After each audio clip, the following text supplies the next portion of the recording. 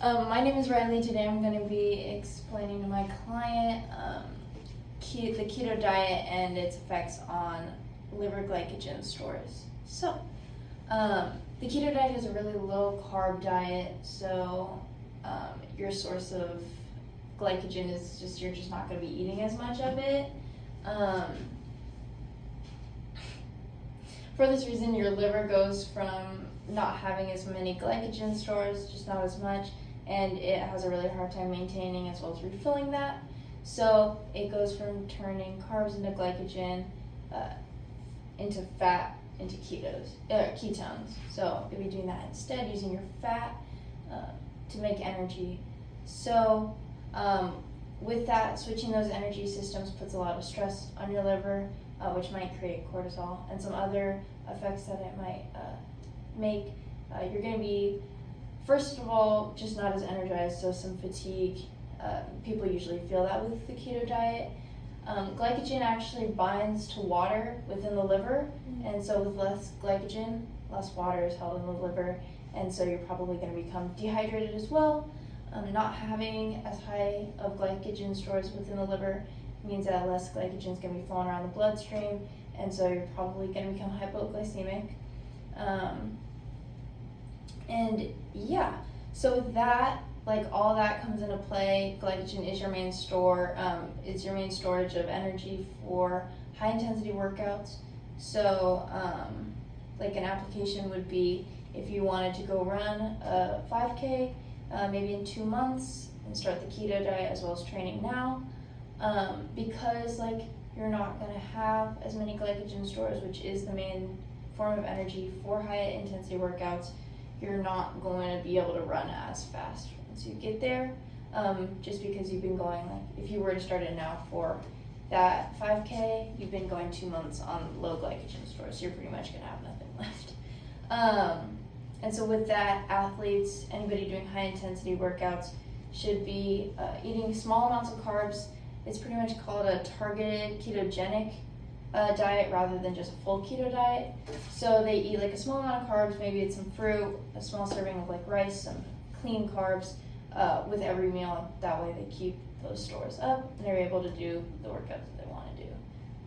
So with that, do you have any questions? Yeah, I actually want to know how the keto diet makes you lose weight so fast. Yeah, so that, first of all, going from burning carbs to make glycogen to burning fat to make ketones, you're going to burn some fat that way. But most of the weight that is like quickly lost with the keto diet is going to be water weight. So glycogen binding to water within the liver and the dehydration factor that I was talking about earlier, you're just going to lose a lot of water weight in your body because there's less glycogen there to bind with it.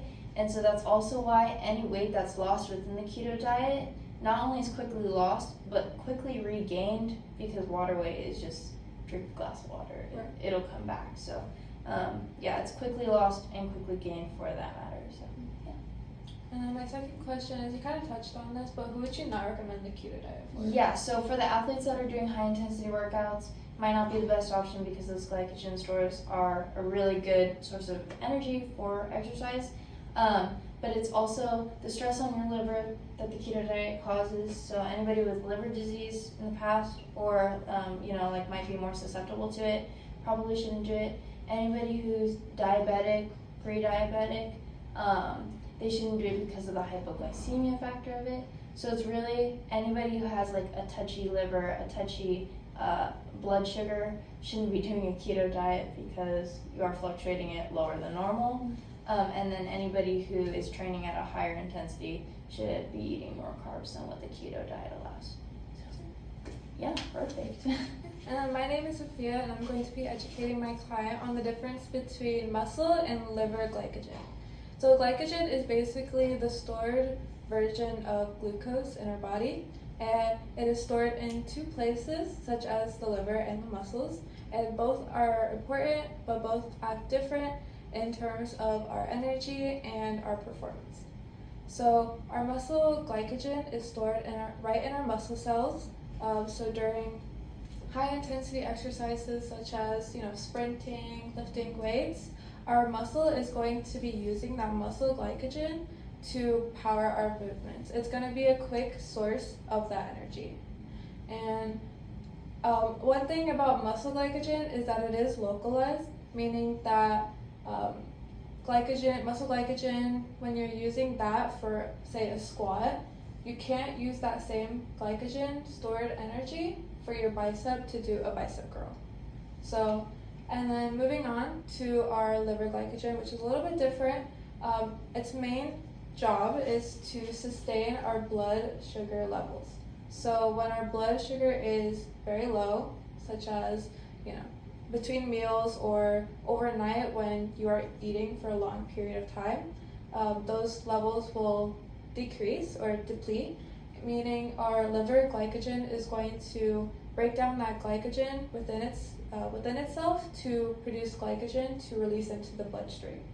So both are very important, but both are very also different. So on one hand, you have the liver glycogen, which is mostly full body, and then you have the muscle glycogen, which is very, again, localized or very specific. And then my client is training for a half marathon, so when you take off into the run, that initial mile or two, you're going to be using your muscle glycogen to power your legs to keep you going. And once those muscle glycogen energy levels start depleting, your body is going to start using your liver glycogen to keep you going, to keep you energized, and to keep you from fatiguing. So, and then when both when both liver and muscle glycogen are both depleted, you've probably heard of something such as hitting a wall, when you feel heavy, you feel foggy or mentally foggy, and you feel tired. Mm-hmm. And then I'll take any questions. Yeah.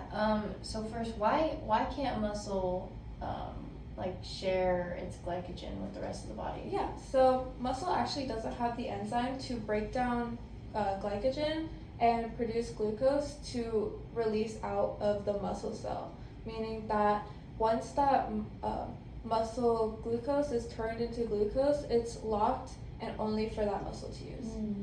And then if I were to wake up, not eat breakfast, and then go work out, which type of glycogen am I using? Yeah, so at that point, when you're first waking up and you haven't ate breakfast, your liver glycogen is going to be severely depleted. But even then, if you're doing, let's say, a squat, you're going to be using your leg muscles your muscle glycogen in your legs to concentrically and eccentrically power your movement.